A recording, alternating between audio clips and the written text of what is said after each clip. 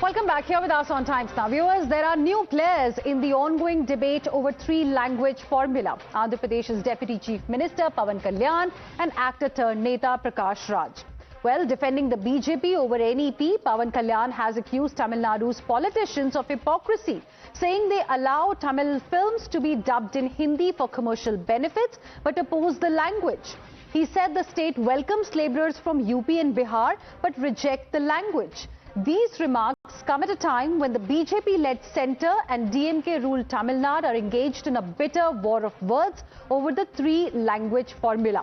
Soon after these remarks by Pawan Kalyan, actor-turned-neta Prakash Raj took a dig, saying that standing up for one's mother tongue and heritage is a matter of self-respect and not the same as hating another language. Meanwhile, DMK called Pawan Kalyan the poster boy of Hindutva, accusing him of ignorance about the state's political history, stating that Tamil Nadu has been opposing Hindi since 1938.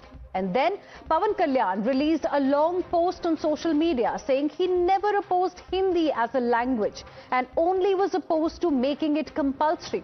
Again hitting out at DMK without naming the party, he said, when the NEP 2020 itself does not enforce Hindi, spreading false narratives about its imposition is nothing but an attempt to mislead the public. That's the debate coming up, and we have with us our guest joining us on the broadcast, Dr. Vinusha Reddy, who is spokesperson of the Bharatiya Janata Party, Ajay Kumar Vemulapati, who is national spokesperson of Jan Sena Party, Dr. Sumanth Raman, who is a political analyst, and Dr. Pula Rao, who is a political analyst as well. Good evening to all of you. Thank you very much for joining us here on Times Now. Dr. Sumanth Raman, let me begin this debate with you. What do you make of this statement by Pawan Kalyan on this ongoing battle, this war of words that we are seeing between centre and Tamil Nadu government over the three-language policy? Look, first of all, Mr. Pawan Kalyan has shown in recent months that he is more saffron than the saffron brigade itself. So we see him take positions which could potentially even embarrass BJP. So I think that you need to understand that as far as this particular issue is concerned, the question here is whether a third language should be made mandatory or not.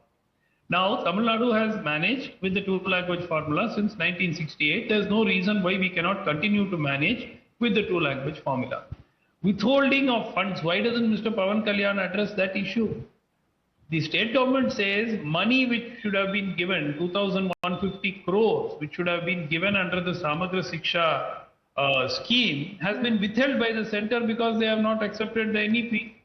Now, what does Mr. Pawan Kalyan think about that? Why is he not commenting about that? So I think that these are, basically to sort of buttress his credentials with the BJP. Maybe at some point in future he may want to join the Saffron Party or merge his Janasena with the BJP. One does not know that. But at this point of time, he has shown where his loyalties lie. And this is merely an extension of that. I don't see any great significance. And factually, he has not answered the most important question. Whether he is okay if tomorrow the centre withholds funds from Andhra Pradesh also on such grounds, whether he would be okay. Okay. Mr. Ajay Kumar, how will you like to respond? Because DMK also has said that by making these kind of statements, Mr. Pawan Kalyan, is trying to become the poster boy of Hindutva. I strongly object to what Sri Sumanth Garu has said. We don't have to be poster boy of anything. Pawan Kalyan Garu, our president, is very clear on what he represents. He represents, he is very clear that he is a patriot and he believes that this country should be together. Now, if linguistic barriers are going to create differences, he is opposing that.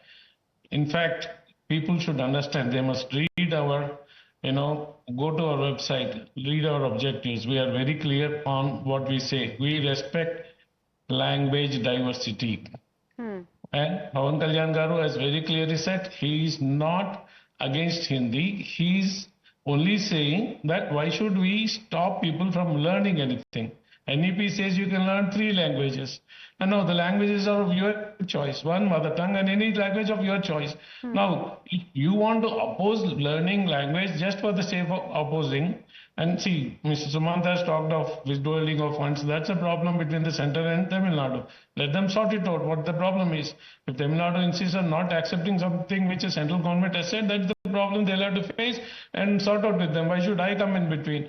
But if one, I strongly object to saying that he'll be happy if funds are not given to other also. Please don't use such things. We have been consistently fighting for the, one minute please. We have been consistently fighting for the rights of Andhras, and Pawan Kalyan garu has been most successful in getting the best funds for us. But that aside, I'm not going to get into that. Please understand, our policy is very clear. We said that we respect local languages. Mother tongues are respected. Okay. But if NEP says you can learn not only your mother tongue, but any language. In fact, that's what it very clearly said. It can be Hindi, it can be Marathi. Yeah. Say, I can learn Tamil if I want, if I'm interested. So what is the problem in that? Okay. I think you people are, everyone talks only politically. No, they don't want to talk realistically. So that's not the right way. Mr. Pawan Kalyan need not be poster boy of any this thing. He's a man, a self-made man. He talks purely based on the topic at that time. Okay. Dr. Sumanth Raman, I know you want to respond. Quick 10 seconds, then I'll go across to other guests. I think the gentleman has not understood that accepting the NEP is not mandatory for any state. It is an optional exercise. That is how it has been since 1968. Tamil Nadu has not accepted the NEP. We have continued to have 2-language formula. Every state in the country, for instance, has 50% reservation. Tamil Nadu has 69%, protected under the constitution. So I don't understand this whole thing that, one size will fit all. We are doing it, therefore you have to do it. I don't understand this logic at all. There is no legal requirement under the constitution that Tamil Nadu or any state in this country must mandatorily accept the NEP. It is not a law, it is a policy. Okay. So Dr. Pula, right to then the reject it. question really is that if a particular policy can benefit people of a particular state, why oppose it just because there is a problem with a specific language that's being cited as the main reason behind the opposition that we are seeing from Tamil Nadu, because their allegation is that under the garb of this 3-language policy, it's Hindi imposition that center is trying to do. However, we all have seen the draft. Our viewers also know that the 3rd language, it's not necessary that it should be Hindi. It can be any language. Let me tell you, it's not people want, people don't want. The voice, the representative at this time of Tamil Nadu is the Tamil Nadu government. Doesn't matter who thinks what, which newspaper writes. They are the representative. The central government should have discussed with them. The central government should not have broken talk. The central government, I know Dr. Vinusha well, I don't want to embarrass her. The central government should not have said, take it or leave it. He is only a minister in the government, central government. He is under a code of conduct. He functions under the constitution. It's a federal setup. You have to call people. You have to talk to them. It is not some party doing what it likes. How can so far, to my memory, and I may be correct, no minister of government of India has talked like this on the floor of the house. He has done abusive language which was unnecessary. It's not his personal business. He's here minister for some years, days, he'll move on. You see, as far as Tamil Nadu government, whether it's Congress government, ADMK government, DMK government, they have been holding one view. You should talk to them. Try to iron out the differences. Isn't that what they are for? They're ready to talk to China. They're ready to do this business with China when they're killing us. You can't talk to a chief minister of a state. Okay. You go into a level of personal remarks. Therefore, I go back. I say, step back. Push the clock back a month. Start discussions with Tamil Nadu. There's no prestige involved. You're a minister because there is a government there. Otherwise, by yourself, what are you? Therefore, there's no ego involved. This is becoming a very big controversy unnecessarily. It has already become no less than a language war. And I want to ask you, Dr. Reddy, have we reached a point of no return, or do you think perhaps something can be done to, resolve the crisis that we are seeing between centre as well as and Tamil Nadu government over this language issue? Yeah, good evening, Heena. Thanks for having me on this debate. This is a weapon of mass distraction. The DMK government is trying to distract the people of Tamil Nadu from its failure. And I have listened to the debate, most of the panelists, and I just want to answer you a few questions. Tamil Nadu has adopted the two-language policy. I just want to question Mr. Sumanth Raman here, who is on the debate, or whoever the people who are telling that the Tamil language only should be adopted by two-language policy. In the private schools, the three-language policy has been adopted, and whoever in this panel, Suman sir or whoever, their kids must have studied in the private schools and adopted the three-language policy, which the schools are affiliated with the CBSE curriculum. So what these people want to do is, all these so-called elitist politicians, they want their children to follow the CBSE curriculum and adopt the three-language policy, but the government school kids, the 83 lakh government school kids who are studying in the government school should be denied the same. And the second point I want to ask, the DMK government has suddenly woken up from a slumber of almost 15 years. And I want to remind that the rupee was designed by none other than Kumar and it was released and approved by the UPA government, of which the DMK was a part.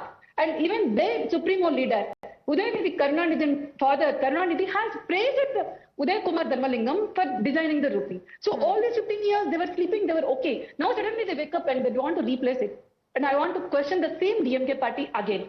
They were okay with the imposition of Hindi by the National Education Policy, which was brought in by UPA government, Indira Gandhi and Rajiv Gandhi, with which they are in alliance now. They were happy all these days. But now, when the center gives an option telling, in the three-language policy, Hindi is not mandatory. No one is imposing Hindi. You can choose any 2 of the 22 recognized languages.